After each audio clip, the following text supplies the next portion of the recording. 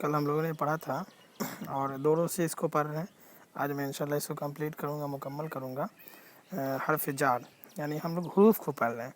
حروف میں ہم نے حرف جار کو پڑھا، اس میں مرکب ہے، اس میں حروف اضافت کو پڑھا، حروف عطف کو پڑھا، اور آج ہم لوگ حروف تخصیص پڑھیں گے. حروف عطف کے بارے میں آپ لوگوں نے سمجھا کہ حروف عطف کسے کہتے ہیں. وہ دو جملوں اور دو لفظوں کو جوڑنے کا کام کرتا ہے، اسے حروف عطف کہتے ہیں. جیسے جوان اور بوڑھے، میں تو وہاں پہنچا مگر وہی نہ آیا. تو پہلے والے گروپ الف میں یہ لفظ کو جوڑنے کا کام کر رہا ہے اور دوسرے والے میں جملے کو جوڑ رہا ہے. تو آج ہم لوگ پڑھیں گے حروف تخصیص. حروف تخصیص کسے کہتے ہیں؟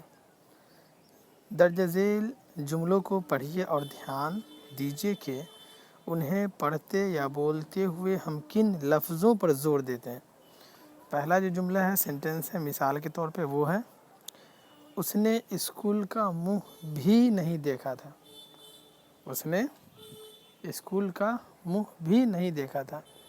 دوسرا ہے: تھوڑے ہی دنوں میں باغ کا منظر بدل جائے گا. ہر شخص کو اس بات کا پتہ چل گیا. اس کے بعد ہے: شکل دیکھتے ہو نا تم اس کی. تو جس لفظ یا حرف پہ اس کو بلیک کیا گیا ہے، کہہ رہے ان جملوں میں یا ان جملوں کو ادا کرتے ہوئے ہم نے بھی، ہی، ہر، نا لفظوں پر زور دیا ہے. یعنی اس پہ زور دیے ہیں. جیسے اس نے اسکول کا منہ بھی نہیں دیکھا ہوا.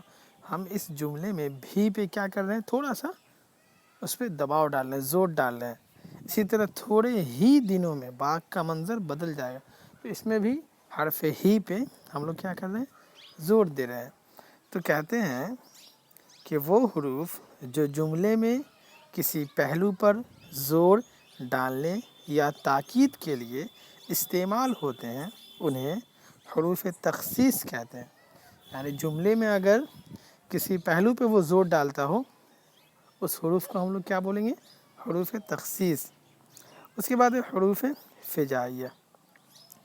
درج ذیل جملے بآواز بلند پڑھیے اور غور کیجیے کہ انہیں ادا کرتے ہوئے ہم کن جذبات کا اظہار کر رہے ہیں. جیسے ارے تم اب تک نہیں ہو، ارے تم اب تک یہیں ہو، واہ واہ کیا خوب، ہاں ہاں ذرا سنبھل کے چلو، آہ ظالم نے بے وفائی کی. کبھی کسی بات کے رد عمل کے طور پر جوش اور جذبے کے تحت ہمارے منہ سے اوہ، آہا، واہ، اف جیسی آوازیں نکل جاتی ہے. کہتے ہیں وہ حروف جو جملے میں خوشی، دکھ، حیرت کے جذبے کو ظاہر کرے اسے حرف فجائیہ کہتے ہیں. یعنی کسی جملے میں، کسی سینٹنس میں اگر دکھ، درد، خوشی کا اظہار کرے، جس حرف کے ذریعے اظہار کیا جاتا ہے، ارے یار تم بھی عجیب ہو، تو یہ جو کیا ہوگا؟ حرف فجائیہ کہلائے گا.